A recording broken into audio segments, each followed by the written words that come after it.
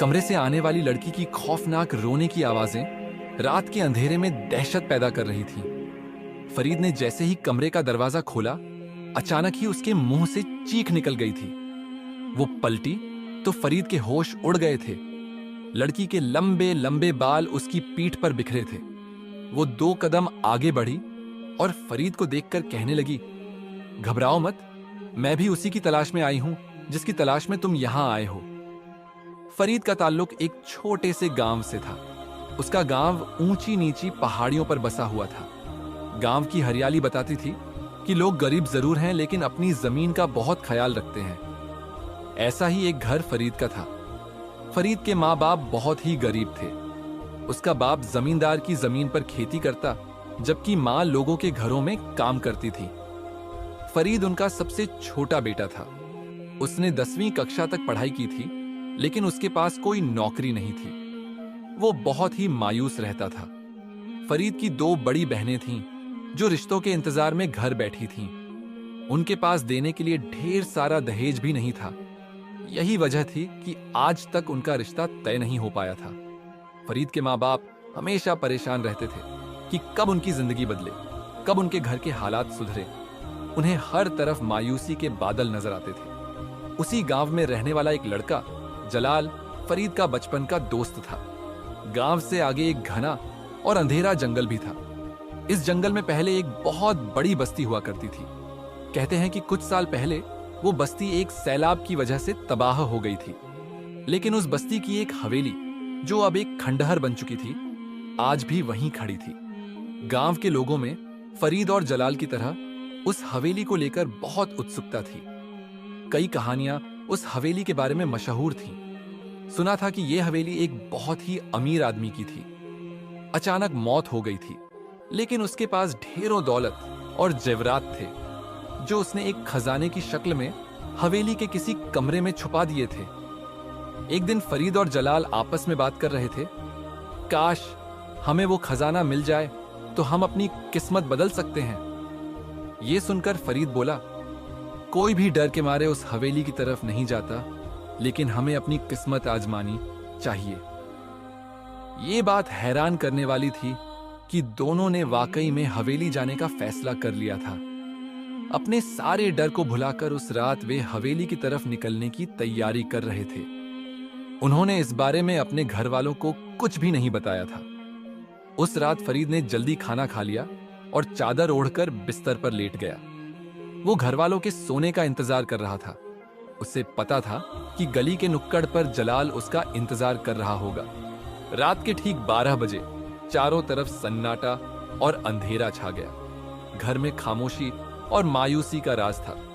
इस घर की दीवारों तक में गरीबी बसती थी, लेकिन फरीद अपने घर वालों की ये मायूसी दूर करना चाहता था। जैसे ही मौका मिला, वो चुपके से अपने बिस्तर से उठा और बाहर निकल गया। अब वो जलाल के पास पहुंच गया था, जो गली के नुक्कड़ पर उसका इंतजार कर रहा था। दूर कहीं कुत्तों के भौंकने की आवाजें भी आ रही थीं। दोनों धीरे धीरे हवेली की ओर बढ़ने लगे। उनकी बस्ती पीछे छूट चुकी थी। अंधेरे जंगल में कदम रखते ही उनका दिल जोर जोर से धड़कने लगा था।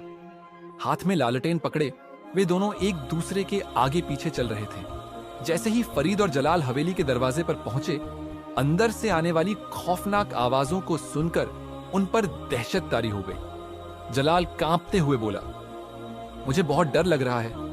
लगता है हमसे कोई बहुत बड़ी गलती हो गई है। लेकिन फरीद बिल्कुल भी नहीं डरा।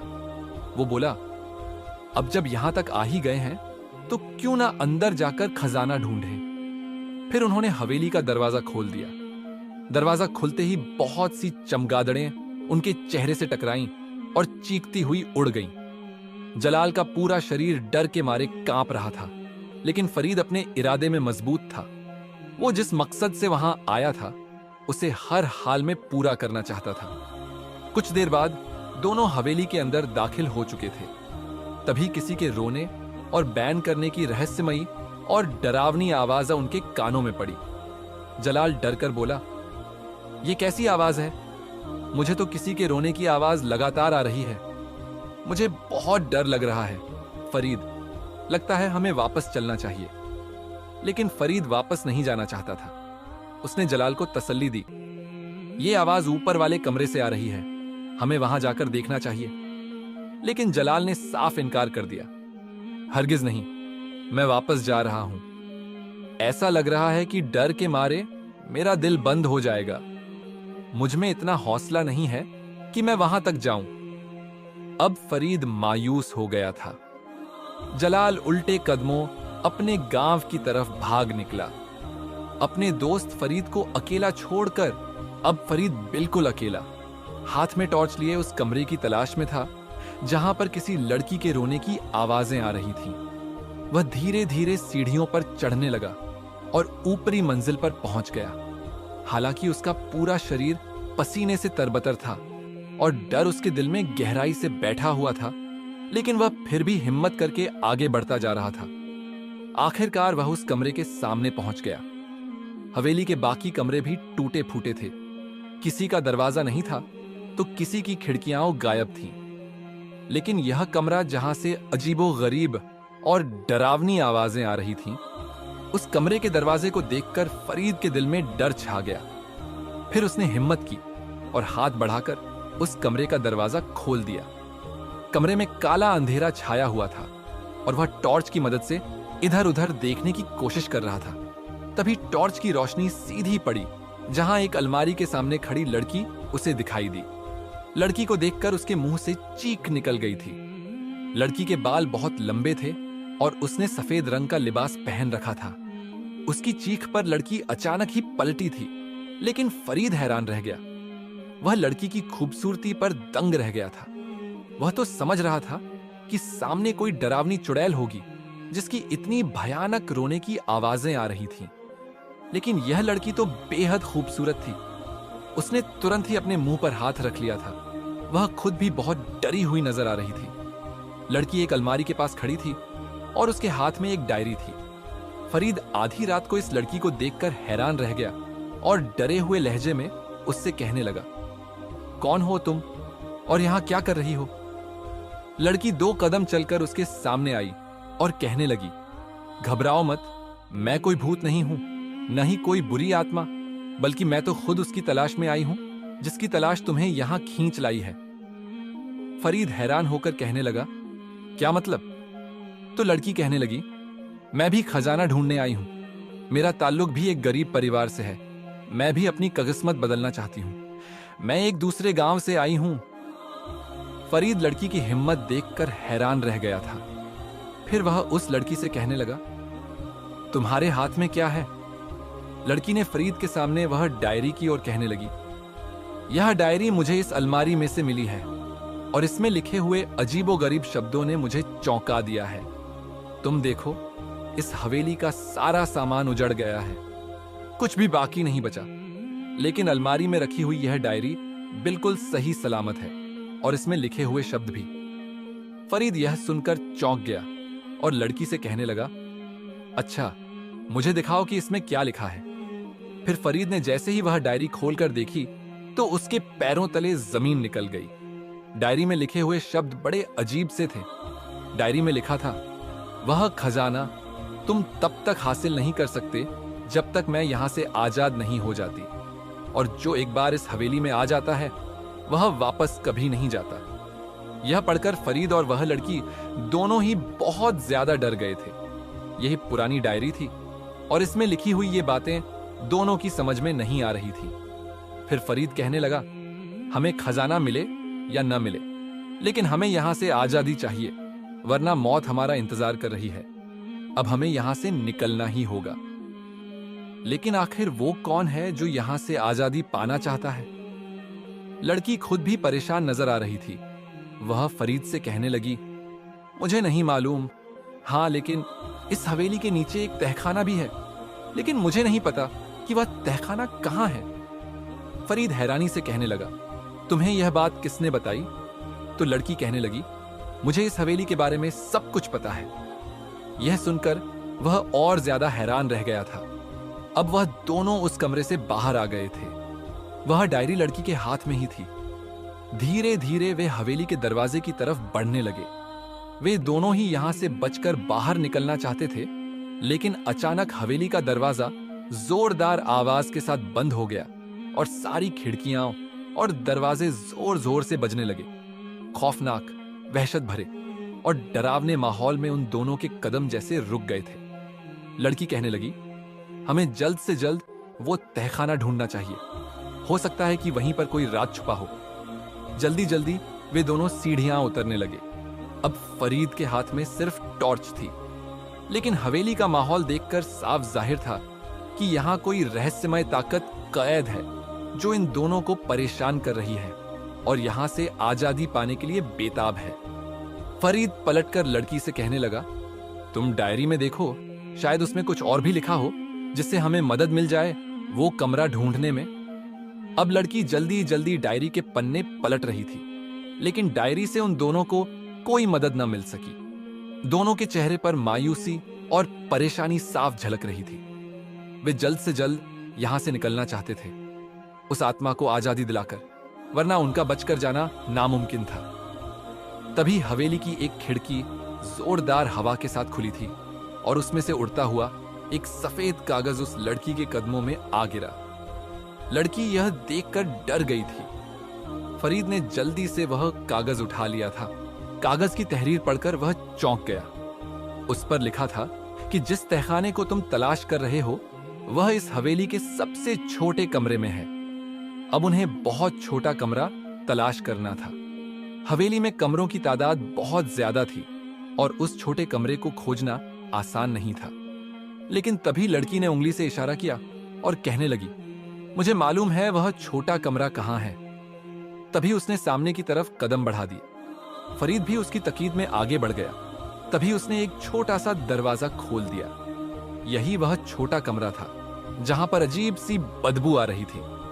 मकड़ी के लगे हुए बड़े बड़े जाले भी डरावना माहौल पैदा कर रहे थे। लेकिन फरीद यह देखकर मायूस हो गया कि आखिर वह तहखाना कहां है और इस छोटे कमरे से उसका क्या ताल्लुक है।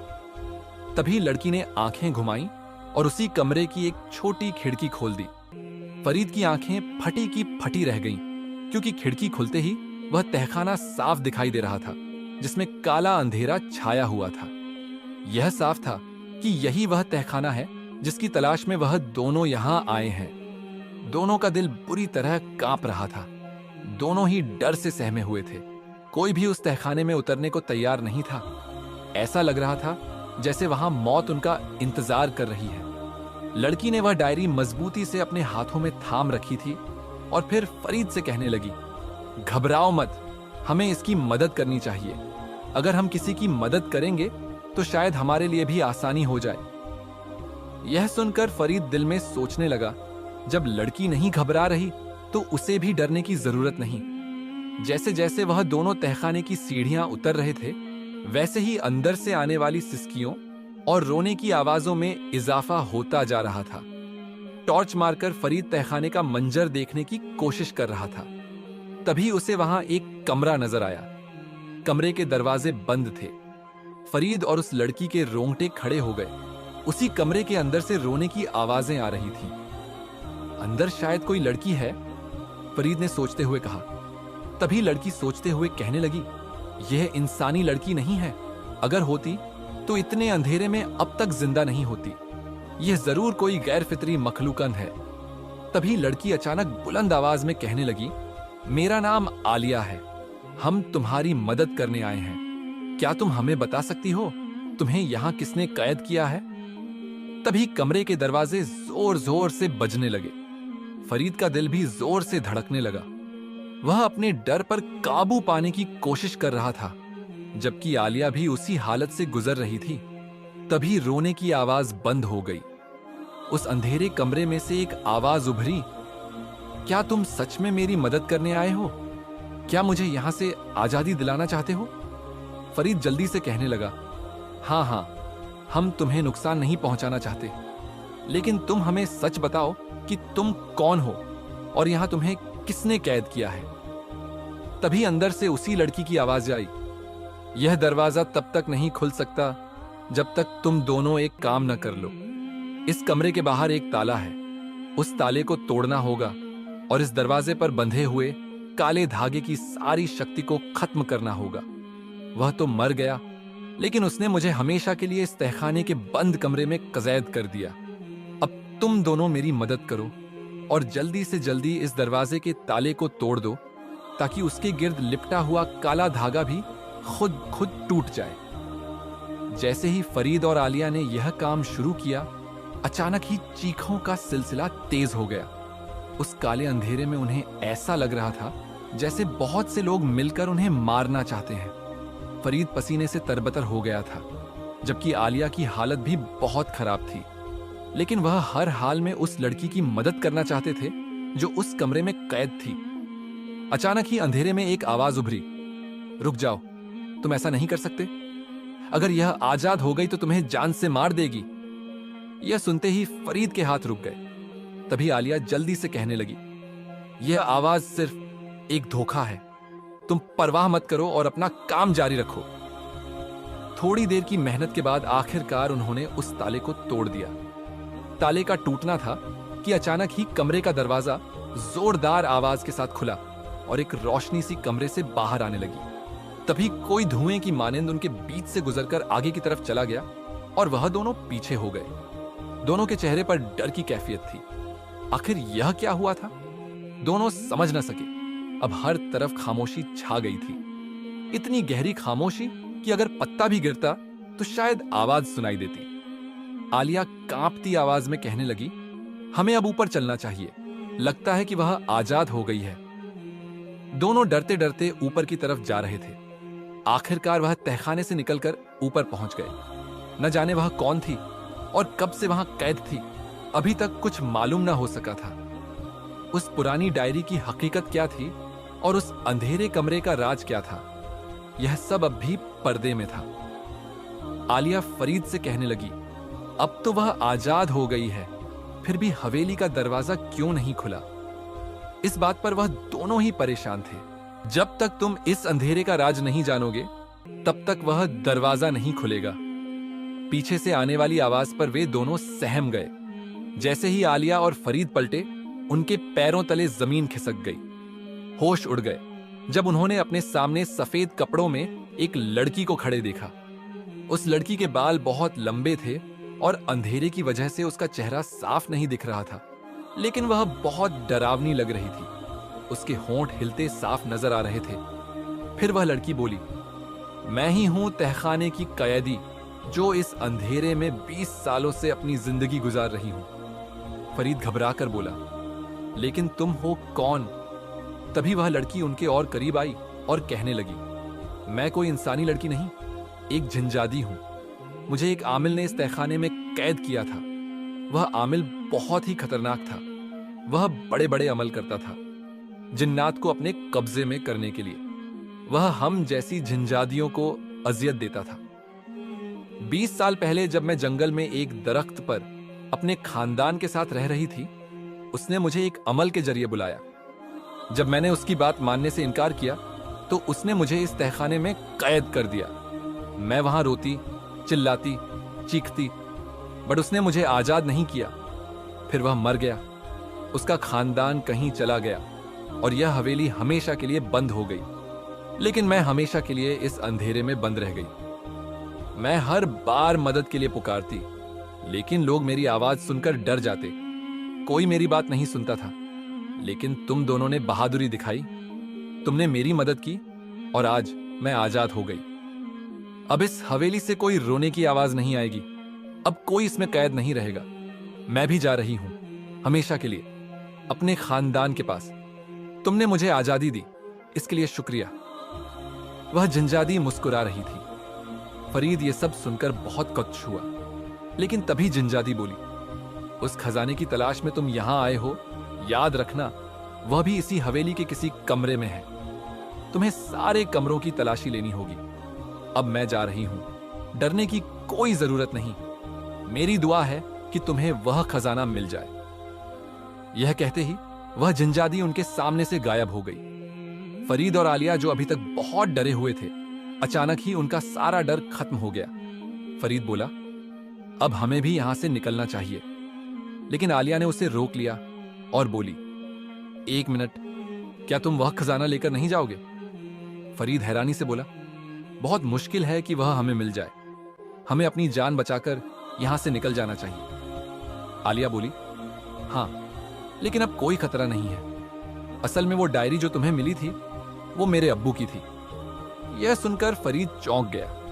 आलिया कहने लगी, मैं सच्ची कह रही हूं, मैं ही उस आमिल की बेटी हूं। मेरे बाबा एक आमिल थे। उन्होंने जिन्नात के जरिए यह सारे अमल सीखे थे। इसी वजह से हमारी हवेली वीरान हो गई। जब बाबा का इंतकाल हुआ तो अम्मी मुझे लेकर शहर चली गई, लेकिन हर रात मुझे उस झंझादी की चीखें सुनाई देती थीं। वो आवाजें मुझे बेचैन करती थीं। जब मैंने अपनी अम्मी से ये बात की तो वो बोली, ये सब तुम्हारे बाबा के काले कामों का असर है। अगर वो यह सब ना करते तो आज हम इतने अजियत में ना होते। बेटी, जाओ उस हवेली में, उस झंझादी की मदद करो। मैं हिम्मत करके यहां आई थी। पहले भी 2-3 बार कोशिश की, लेकिन डर लगता था। आज तुम्हारे साथ से मुझे हौसला मिला, शुक्रिया। आलिया की आंखों में आंसू थे।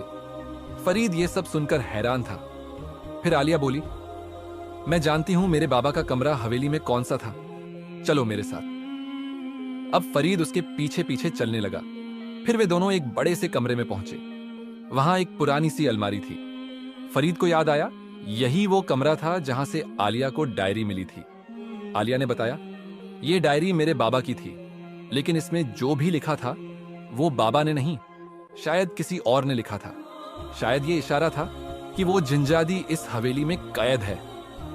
आखिरकार आलिया ने अपने बाबा के कमरे की तलाशी शुरू की। अलमारी में रखे जेवरों से भरे डब्बे जो सोने चांदी के थे जल्दी ही मिल गए। आलिया ने वह सारे जेवर फरीद को दे दिए। फरीद हैरानी से बोला, मैं यह जेवर नहीं ले सकता। यह सब तुम्हारे बाबा के हैं, इन पर तुम्हारा हक है। लेकिन आलिया बोली, नहीं, तुमने मेरी मदद की है, इसलिए तुम इन्हें ले जाओ। मैं अपनी मां के साथ एक अच्छी जिंदगी गुजार रही हूं, मुझे इनकी जरूरत नहीं है। और वह सारे जेवर आलिया ने फरीद के हवाले कर दिए। थोड़ी ही देर बाद अचानक हवेली का दरवाजा खुद ब खुद खुल गया और उनके लिए आजादी का रास्ता भी। फरीद और आलिया को यकीन नहीं हो रहा था कि वे दोनों जिंदा बचकर उस डरावनी हवेली से बाहर आ रहे हैं। जो कुछ भी हवेली का रहस्य था, वह डायरियां, वह डरावनी लड़की की रोने की आवाजें, इन सब का राज अब उन्हें मालूम हो गया था। साथ ही फरीद के पास वह दौलत भी थी जिसकी चाह में वह इस हवेली में आया था। लेकिन उस झंझादी की मदद करके उसे दिल से जो खुशी मिली थी वह दौलत से कहीं ज्यादा थी। उसने आलिया को शहर जाने वाली सड़क के मोड़ पर छोड़ा और खुद अपने घर की राह ली। सुबह वह अपने माँ बाप को वह खजाना दिखाकर एक बड़ा सरप्राइज देना चाहता था। दूसरी ओर जलाल को पूरा यकीन था कि फरीद अब कभी हवेली से जिंदा नहीं लौटेगा। लेकिन अगली सुबह जब फरीद को अपने घर के दरवाजे पर खड़ा देखा तो वह हैरान रह गया। हैरत से बोला, तुम वहां से जिंदा कैसे आ गए? क्या तुम्हें डर नहीं लगा? वहां क्या हुआ? क्या तुम्हें खजाना मिला? उसकी बात सुनकर फरीद मुस्कुराया और बोला, नहीं, मुझे कोई खजाना नहीं मिला, लेकिन मैंने वहां एक बहुत बड़ा काम किया है जिसकी मुझे बेहद खुशी है। तुमने तो मुझे उस खतरे में अकेला छोड़ दिया और खुद जान बचाकर भाग गए। यह सुनकर जलाल शर्मिंदा हो गया। अब फरीद और उसके घर वालों की किस्मत बदल गई थी। दौलत आने के बाद उन्होंने शहर का रुख किया। वहीं शहर की एक बाजार में फरीद की मुलाकात एक लड़की से हुई। उसे देखकर वह चौंक गया। वह लड़की कोई और नहीं बल्कि आलिया थी। आलिया भी उसी शहर में अपनी मां के साथ रहती थी। उसका पिता कई साल पहले मर चुका था और उसी की वजह से यह सारा मामला हुआ था। हवेली में जो दहशत फैली थी वह भी उसके किए हुए कारनामों की वजह से थी। धीरे धीरे फरीद और आलिया के दिलों में एक दूसरे के लिए मोहब्बत पनपने लगी और फिर फरीद ने आलिया से निकाह कर लिया। उन दोनों का निकाह बहुत ही शानदार हुआ था। आलिया भी फरीद का साथ पाकर बेहद खुश थी।